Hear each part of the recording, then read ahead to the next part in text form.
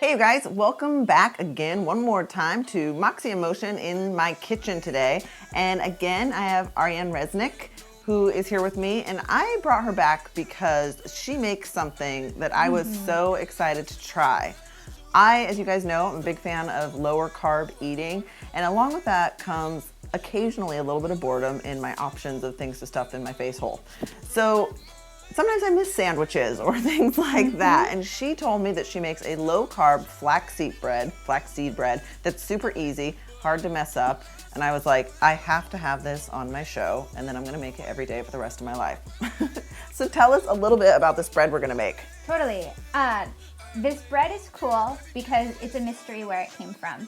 My mother sent me the recipe, and she claims that I sent her the recipe. Oh, that's funny. So we have no idea where it came from, but it is ridiculously simple, and it tastes more like bread than any other paleo product, commercial or homemade, That you've made. that I've made or that anyone I've fed it to has thought as well. That's the very taste cool. difference between this and the like prepackaged rock hard paleo bread you Right. get is incredible. The only caveat with it is that it has a lot of flax meal, which is great for you and really high in fiber. Right. But to make sure that you digest it well, you want to be sure to have water Gotcha. around the time that you eat it. It doesn't need to be with your meal. I'm not a particular fan of consuming food and water at the same time. Gotcha.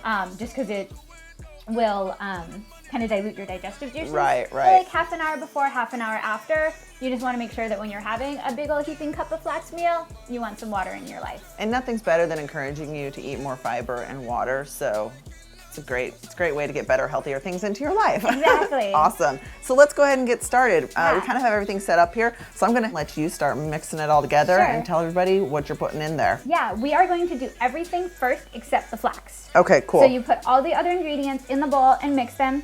Then you add the flax, mix it up, throw it on a cookie sheet. Sweet. So all of the other ingredients are a 1/3 cup of oil.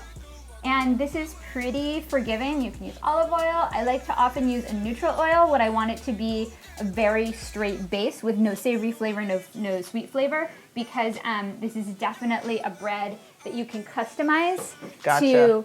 You can make it cinnamon raisin. You can make it like dill and poppy seed. You can give it any flavor you want. Oh, that's really so cool. Base recipe, I do basic ingredients. Perfect. So you have a 1/3 of a cup of oil, a 1/4 cup of water, Easy so far. half a teaspoon of salt. Oh. I got baking soda. A teaspoon of baking soda. I'm not that helpful. You're great. It was really right there when I was ready for it. Vanna White of home cooking. 5 eggs. People have asked me about making a vegan version of this, and that is basically a cracker. Gotcha. Because the eggs are most definitely the thing giving this the body outside of the flax meal. Gotcha. So in here we have the water, the oil, the eggs, the baking soda, and the salt. And we're just gonna mix them up with a fork. You do not need a whisk for this, and you don't want one when you add the flax because it will get all gunked up in there. So if you wanna use a whisk for this part and then move to a fork, you certainly can, but there isn't really a need. We're not trying to whip this up and get any volume into it. We're just making sure that everything gets incorporated. And the thing that I'm doing right now is just trying to break up the little bits of baking soda, because you don't really want lumps of those. If you do end up with a lump of it, it's not a huge deal.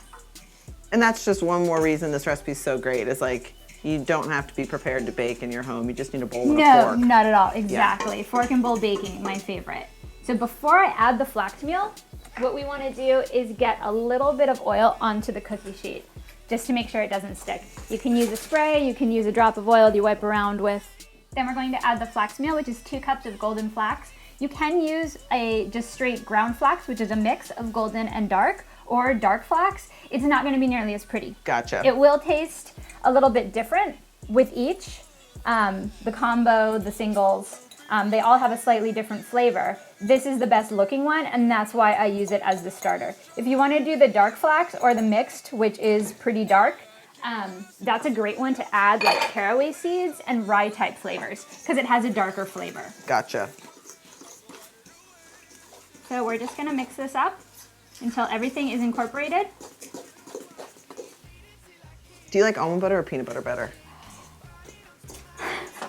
In theory, I like almond butter better because it's so much better for you. Right. I like eating almonds more than I like eating peanuts, but like I can eat a jar of peanut butter a week without issue. I'm exactly the same way. Like I It's just eat so much better. Right, I eat almond butters for Tasting. you, but I love peanut butter. I've got it all mixed up. I dump it on the cookie sheet. Let me hold that. Cool. I'm like trying to be helpful, but she's like, got it. Sorry. I'm just here for the looks today. Please hold. Do you want to spread it out? Yay! No, I was kidding. I like someone else doing all the work. I'm just not used to it. Actually, I'll let you do this because you probably have a technique. Not that different than yours.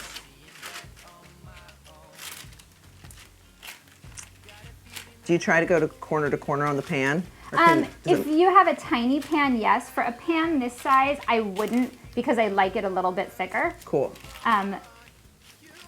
If you wanted it thinner and crispier, you could, but I would rather it be a little thicker because it stays softer that way. Oh, cool. And I like the more like bread aspect. So what I'm gonna do is more just get it out as far as it goes comfortably and then kind of clean up the edges. How long does this usually hold for when you make it? Oh, like in the fridge, at least a week. Oh, cool. I wouldn't keep it out of the fridge. It'll only last a couple days, but in the fridge, definitely. I'll be surprised if it lasts a It's a week in little our while. house anyways. And it's, it goes with so much.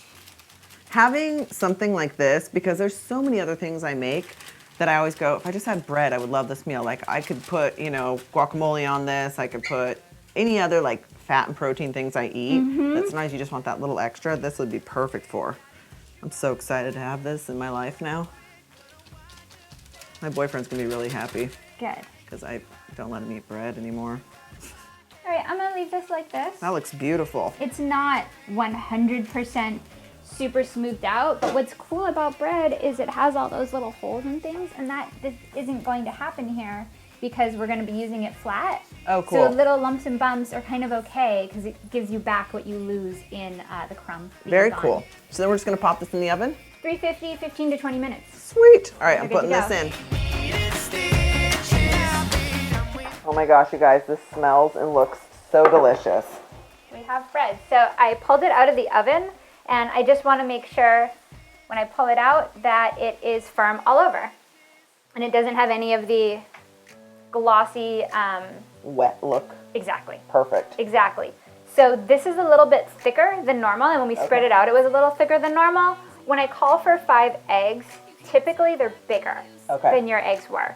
So it's not a problem, and we have here a nice, thick, rich, hearty bread, which is awesome. But if you want to be able to spread it a little bit thinner, just throw in an extra egg. If it's a small egg. If it's a small egg, 'Cause I have exactly. Small eggs.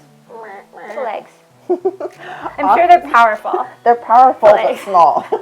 All right, I'm gonna give this a little taste. I'm gonna Sure. ruin how beautiful it looks and just cut a Typically, corner. you'd let it cool, but that's perfectly okay. What's your favorite thing to do with this bread? You know, plain old regular sandwiches, I love. Things that you just normally don't eat anymore. I like also, thank you. I like halfway through the baking, adding some cinnamon sugar type stuff and rolling it up and making cinnamon rolls out of it. That sounds delicious. That's one of the most exciting things. So I feel like I really want to just lather butter on this because I haven't had bread and butter in Garlic so butter? long. Oh my gosh, that would It's be so so yummy. good. That'd be really good. This is so delicious. You guys, you're not going to find this anywhere else.